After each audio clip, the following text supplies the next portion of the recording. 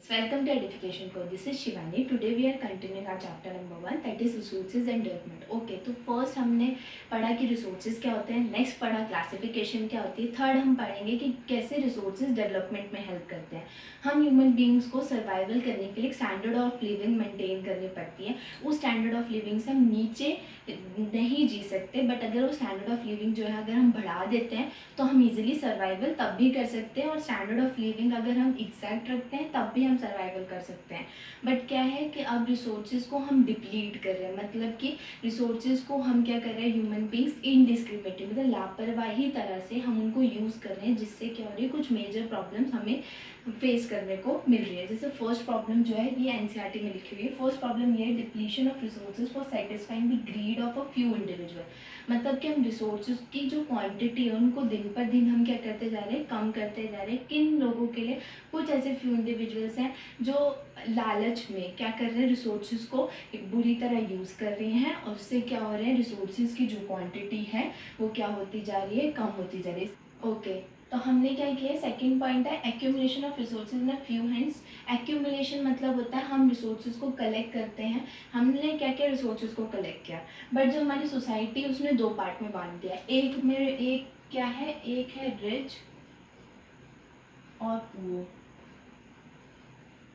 अमीर और गरीब में बांट दिया रिसोर्सेज को, ये गरीबों के लिए, ये अमीरों के लिए। तो रिसोर्सेज को हमने तो कलेक्ट किया था किसके लिए, सबके लिए, बट सोसाइटी ने उसको दो रूप में बांट दिया। ये भी बोल सकते हैं जो एनसीईआरटी में लिखा है हैव और हैव नॉट। इसका मतलब जिनके पास है और जिनके पास नहीं है। Indiscriminate exploitation of resources has led to global ecological crisis such as, अब क्या है, indiscriminate का मतलब है हम लापरवाही तरह से रिसोर्सेज को एक्सप्लॉइट करते जा रहे हैं, मतलब उनको बुरी तरह यूज़ कर रहे हैं, जो हमारे इन्वायरमेंट पे अफेक्ट कर रहा है।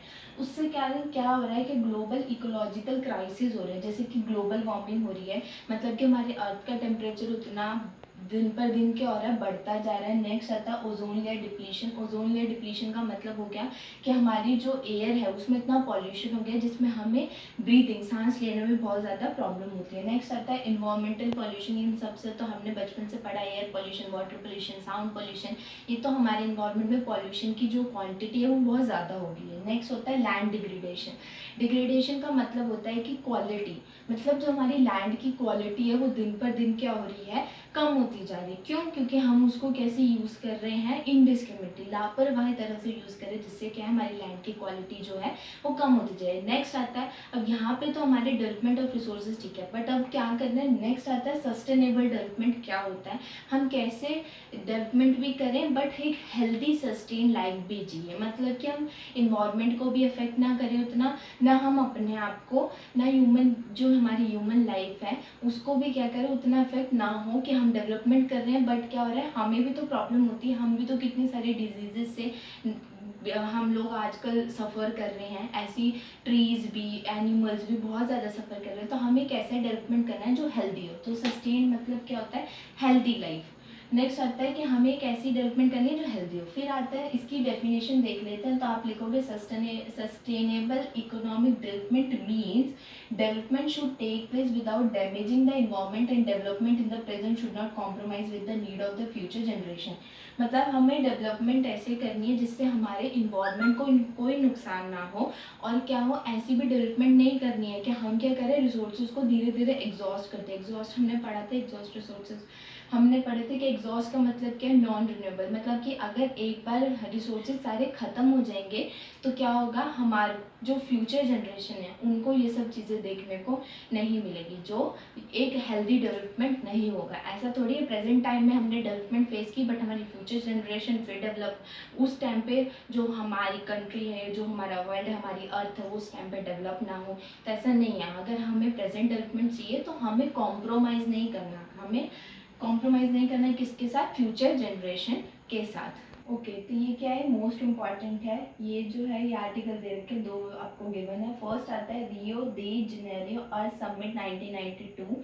इसका मतलब क्या है, पहले इसमें जो इम्पोर्टेंट पॉइंट्स है वो मैंने तीनों पॉइंट बना के मेंशन कर दिया। फर्स्ट है जून 1992 में ये आया था रियो दे जनेरियो अर्थ समिट, जो हमने मतलब कि मीटिंग रखी थी वो किस पे रखी थी, जून 1992 में रखी थी। More than 100 head of state से भी ज़्यादा क्या हुई थी यहाँ पे ये सब मिले थे किसमें, रियो दे जनेरियो अर्थ समिट में। नेक्स्ट आता है फर्स्ट इंटरनेशनल समिट था ये।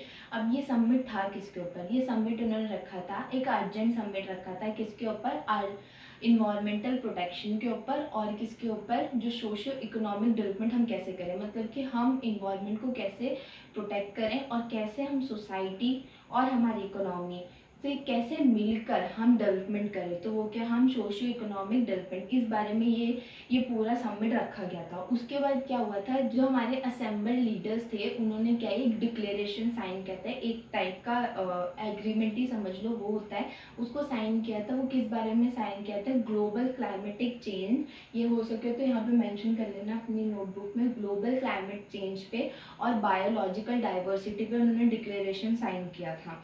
ग्लोबल क्लाइमेट चेंज मतलब ग्लोबली जो हमारे क्लाइमेट में चेंज हो रहा है बहुत है, और बायोलॉजिकल डाइवर्सिटी आप सबने साइंस में पढ़ा है तो वो भी इतना डीपली जाने की ज़रूरत नहीं है, बट ये ऊपर ऊपर से नॉलेज होनी चाहिए कि किस बारे में ये समिट हुआ था। नेक्स्ट आता है, अब क्या हुआ, जो जो हमारे रियो कन्वेंशन था उसने क्या किया है, एक कन्वेंट की थी, एक एंडोर्स, एक एग्रीमेंट। कन्वेंट मतलब एक मीटिंग रखी थी, और एंडोर्स का मतलब है कि एक एग्रीमेंट उन्होंने साइन कराया था, ग्लोबल फॉरेस्ट प्रिंसिपल, और जिसको क्या किया, अडॉप्ट भी किया गया। उसके बाद क्या हुआ, एजेंडा 21 लाया गया, किसके लिए लाया गया था, सस्टेनेबल डेवलपमेंट, किसमें, 21st सेंचुरी के लिए। उसके बाद नेक्स्ट पॉइंट है एजेंडा 21, तो ये UNCED की जो है फुल फॉर्म है। ये कहाँ पे हुआ था, ये भी ब्राज़ील में, जब रियो दी जनेरियो जो है समिट हमारा 1992, उसी में तो हमने एजेंडा 21 बनाया था ना।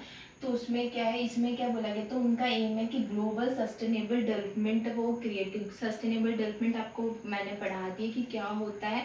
वो ग्लोबली उन्होंने बोला था कि वो ऐसी एक हेल्दी डेवलपमेंट लाना चाहते हैं ग्लोबली।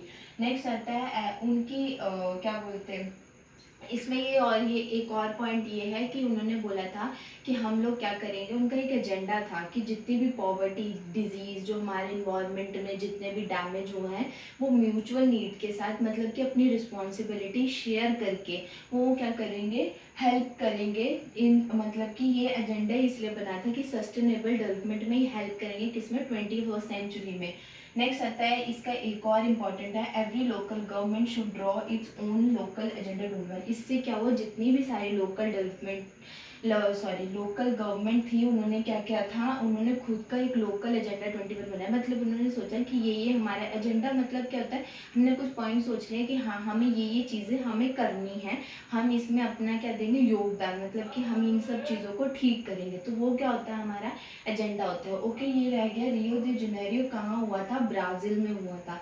ये दोनों जो है वो इम्पॉर्टेंट है। ये तो अब पता चल गया कि एजेंडा 21 कब बना था, इसी मीटिंग, इसी समिट में बना था, और कहाँ, ब्राज़ील में ही बना था। Okay, resource planning. अब प्लानिंग क्या होता है, हम एक स्ट्रैटेजी बनाते हैं जिससे हम रिसोर्सेज को एक एफिशिएंट वे में, जुडिशियस वे में यूज़ कर सकें। अब देन हम जानते हैं कि इंडिया में जो रिसोर्सेज की अवेलेबिलिटी है वो बहुत डाइवर्स फॉर्म में। कुछ रीजन्स ऐसे हैं जहाँ पे रिसोर्सेज जो है वो रिच क्वालिटी में पाए जाते हैं, कुछ रीजन्स ऐसे हैं जहाँ पे रिसोर्सेज जो है वो डेफिशिएंट क्वालिटी में पाए जाते हैं।